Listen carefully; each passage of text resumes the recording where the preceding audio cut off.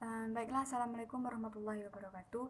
Perkenalkan, nama saya Risma Fitriyanti dari Prodi D3 Keperawatan Poltekkes Kemenkes Pangkal Pinang.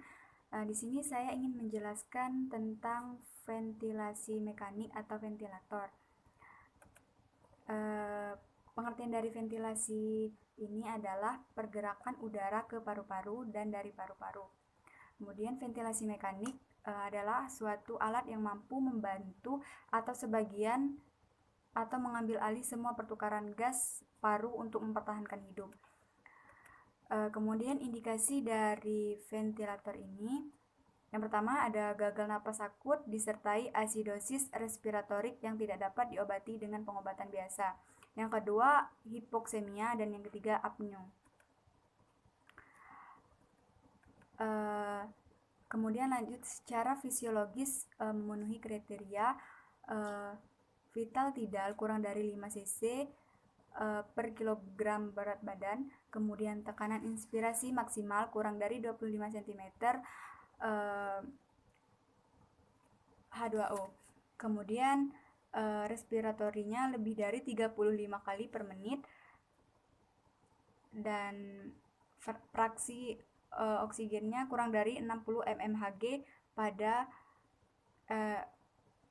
fraksi O2 lebih dari 60%. Kemudian klasifikasi dari ventilasi mekanik ini, yang pertama ada siklus tekanan atau pressure cycle. Ventilator memberikan tekanan dan inspirasi berakhir sampai tekanan yang diberikan tercapai.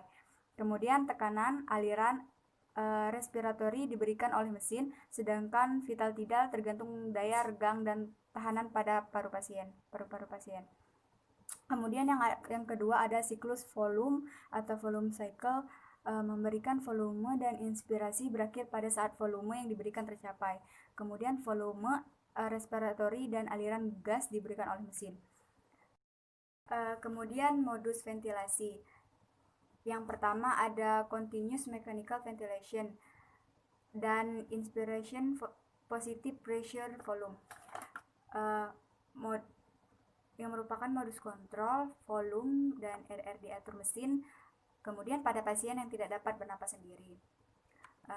Yang kedua intermittent mandatory ventilation, merupakan volume dan RR dari ventilator. Pasien diberi kesempatan untuk bernapas sendiri, dan sering terjadi benturan antara pernapasan pasien dengan mesin karena mesin memberikan pernapasan kapan saja. Yang ketiga synchronous intermittent mandatory ventilation, merupakan volume dan RR dari mesin ada. Kemudian pasien diberi kesempatan untuk bernapas sendiri dan mesin memberikan napas pada saat pasien tidak bernapas. Kemudian yang keempat positive and expiratory pressure, mempertahankan jalan napas pada akhir ekspirasi sehingga meningkatkan pertukaran gas di alveoli. Kemudian yang kelima continuous positive airway pressure, pemberian tekanan positif pada jalan napas untuk membantu ventilasi. Kemudian pasien sudah bernapas spontan. Kemudian lanjut ke parameter ventilator. Yang pertama ada volume tidal 10-15 cc per kilogram berat badan. Kemudian yang kedua fraksi oksigen sesuai dengan kebutuhan pasien, kemudian diturunkan bertahap. Prinsipnya mendapatkan PaO2 lebih dari 60 mmHg. Kemudian yang ketiga respiratori atau frekuensi pernapasan. Yang keempat perbandingan inspirasi dan ekspirasi. Yang kelima pressure limit atau batas tekanan. Untuk membatasi tekanan 10-20 cmH2O. Terakhir yang keenam sensitivitas atau trigger, diberikan agar pasien merangsang mesin untuk memberikan bantuan napas.